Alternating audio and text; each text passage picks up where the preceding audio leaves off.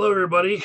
So, while engaging with others in America's new favorite pastime of arguing with people on the internet, I've run across a lot of people who are anxious to,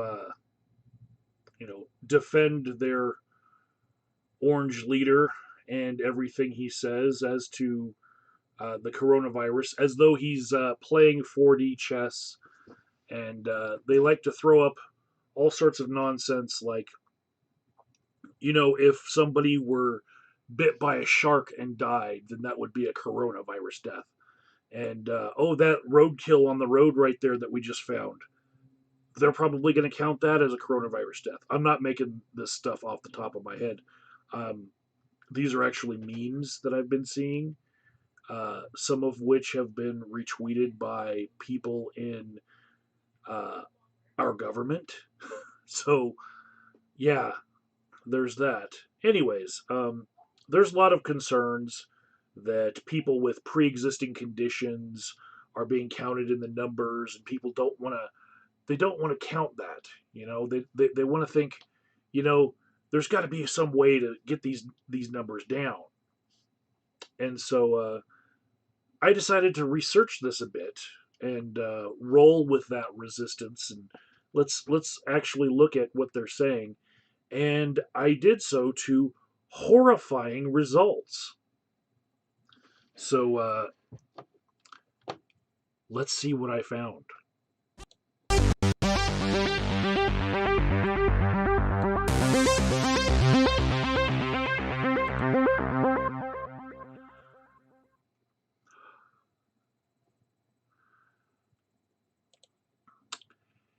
Hey, everybody. So this is a study that just came out for early release because it's very important that people see this information right now. It's very timely.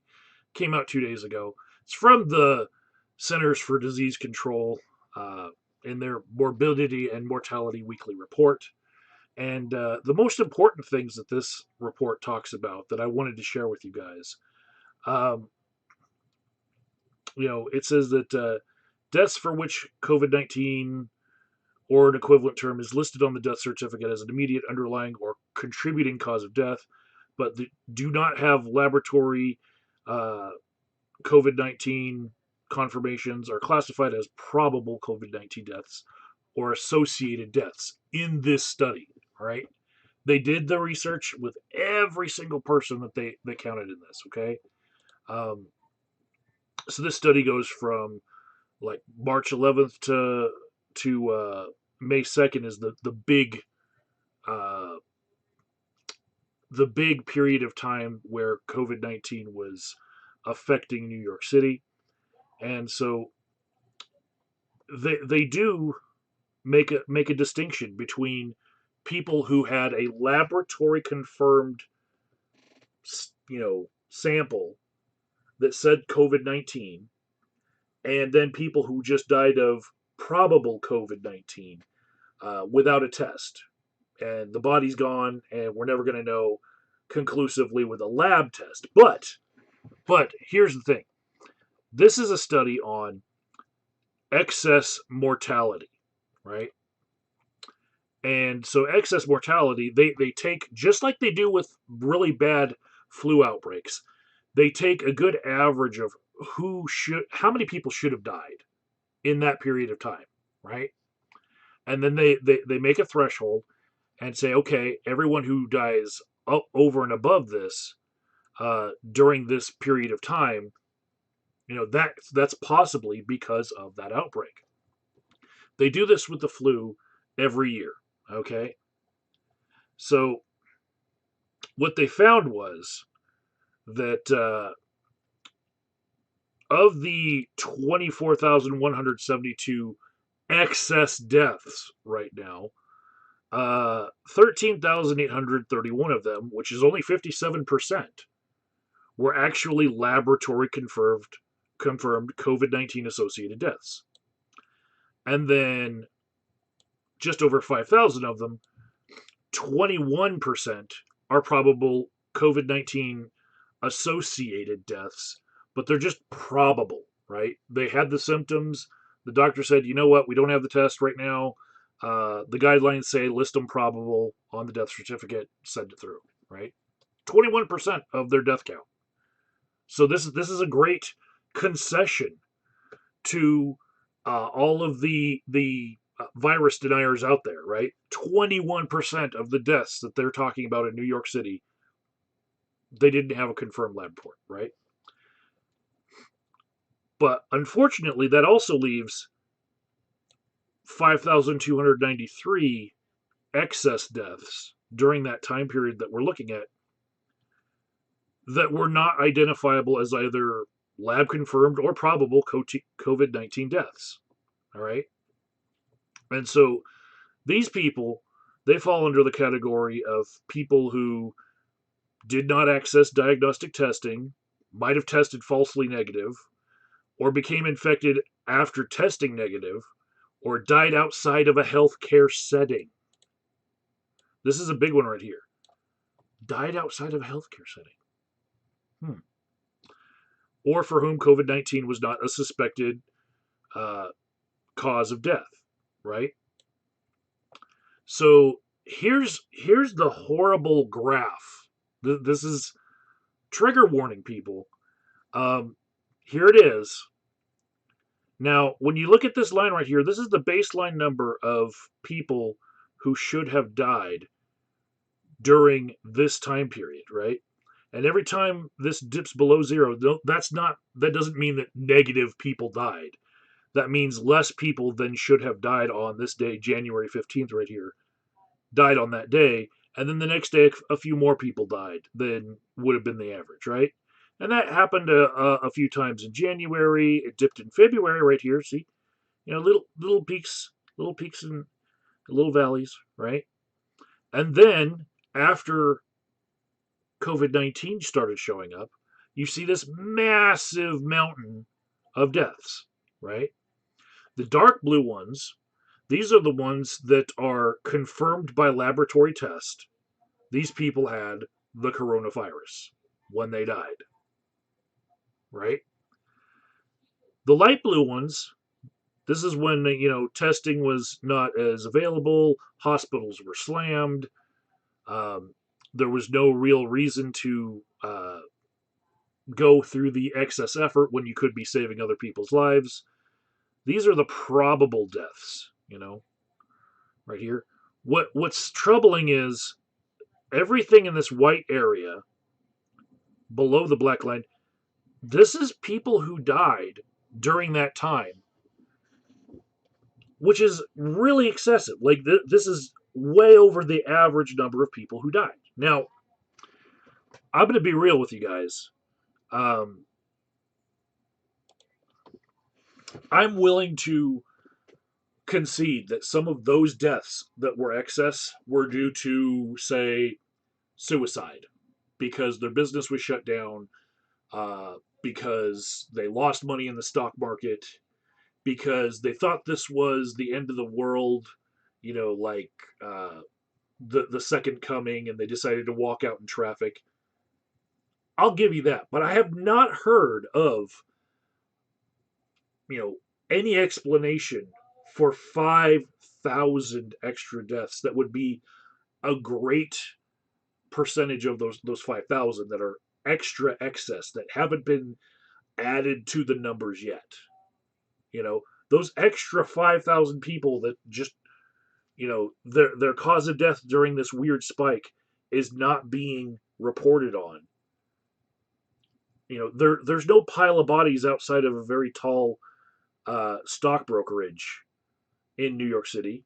There's no massive run on shotguns in order to swallow a couple shotgun shells.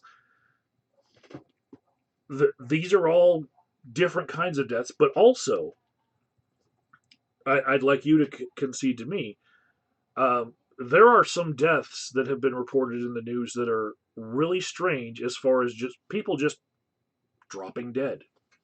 You know, um, it's happened. There was a few stories that I can tell you off the top of my head. The kid who tried to get services at one hospital and got told that he had to go to the clinic where they actually would accept people without insurance, and just walking there in California. He's 17 years old, just dies, drops dead. Uh, the radiographer that died, one day after leaving the hospital, asymptomatic, and no one of her coworkers thought anything was wrong. She's dropped dead, died. There's been a few of those, and so the deaths that are outside of the hospital setting that happen that way, where someone just you know passes out, maybe has a seizure, stroke, or heart attack, things that the virus can actually create at the end stages, where some people would dismiss that. Oh, well, if they've had a stroke before, if they have a stroke when they die, then that's not a COVID-19 death. No, like this is how viruses like this actually end up killing you, is all those other things like respiratory arrest. If somebody has COPD and then the virus comes and kills them, people want to discount that and say, well, they already had lung problems. You know, this is how this virus kills. But yeah, people who Terrence in the chat right now, he's saying people who aren't going to the hospital because they're afraid of catching COVID-19 when they should be going to the hospital for things that would have killed them, or would not have killed them if they had gone to the hospital. That's a real thing. I avoided going to the hospital myself during this for something that I might have gone to the hospital for. So did my girlfriend, at least once. You know, not even urgent care. We're not going. If it's not going to kill us, we're just going to treat it at home. You know, so that's the thing. There are some things where you make that call and you're wrong, and in a city as big as New York City, that can cause a certain number of deaths. But there is no cluster that we've all heard of that's been reported that can account for hundreds of deaths due to this one reason or not. These are just all sorts of nebulous deaths, that haven't been attributed to anything out there. And this graph is horrifying. You know, that's the first wave right there. Take it in. You know, that's what the first wave did to New York City. And if we go on the path that we're going with what shutdowns we do have being undermined by people who don't believe in science, keeping the virus alive and out there, and then having premature reopenings with no sort of contact tracing to back it up to try to stem the virus spread. This is going to happen again and again, city after city, these waves. Anyways, link in the description box if you'd like to read this study yourself. Please do. And if you have anything to say about it, please read it first. I'll throw it in the chat as well for you guys who don't even want to dig in the description box. Here you go. I'll just copy it right there. There you go in the chat. Let's see. And before I go, let's see.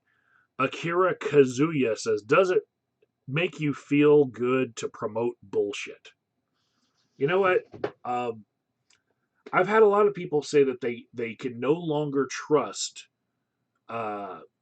official accounts.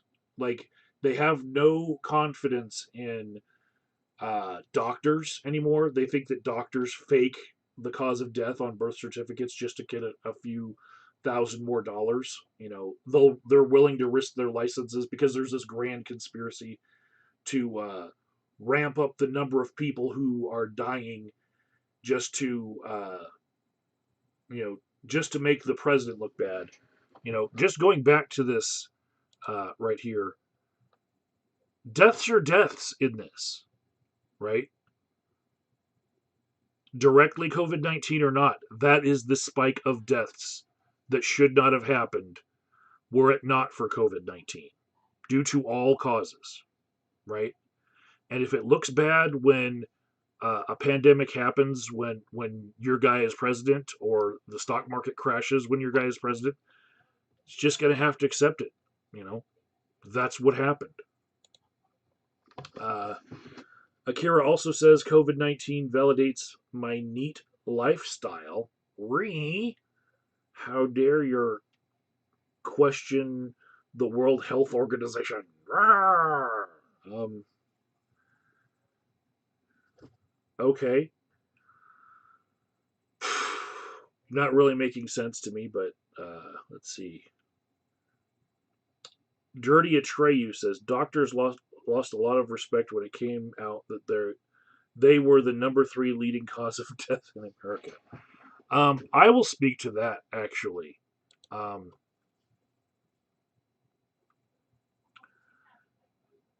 Numbers don't lie, but liars are going to use the numbers. Um, the people who get the most addiction treatment in the world are also the people who are most likely to die from their addictions. The more treatment that you receive, the more likely you are to die. And that is not a causal relationship. It's not like additional treatment is killing you. It's just that the people who have more severe problems, they're going to get more treatment on their way to death. So correlation does not mean causation. And I want to say the same thing for the doctors. Now, in the U.S., we have a very litigious society, you know, um, and every person that dies, their family members are thinking, can I make a buck by saying the doctor did something wrong? You know, even in the midst of their loved one, or just their relative who they didn't love passing away, they're thinking, hmm. And right behind them, there's a lawyer giving out his card saying, I know you're crying now, but in a couple days, give me a ring. You know, um, yeah. And Yellow Labrador says it's the same the world over. It takes time to get the figures. Yes, this is true. This is a retrospective look that I'm confronting people's feelings in the here and now with a retrospective look on things, with more of the information than they had when they forged their opinions and tried to stick to their guns and defend their Orange Emperor. Um, he also says nobody wants to visit doctors, and many 10,000 will die not from COVID, but maybe undiagnosed cancers. I could see that happening in the span of what happened here. Actually, I could also see a lot easier, um, just run of the mill heart attacks, heart disease, where people didn't go in because they might have been sweating from their forehead and had a little numbness in their left hand, but they're like, you know what, this is not big enough for me to go in for a checkup. Just I'm looking at the amount of time from here to here. This is March 11th to April 1st. In that short amount of time, I'm not thinking that most of these 5,000 deaths would be cancers that metastasized in just 2 weeks to kill somebody. Usually it takes a little bit longer than that. But uh, acute heart disease, untreated for 2 weeks, yeah, that'll cause some deaths. I will make that concession. Um, so that's all I got, and that's all that's in the chat.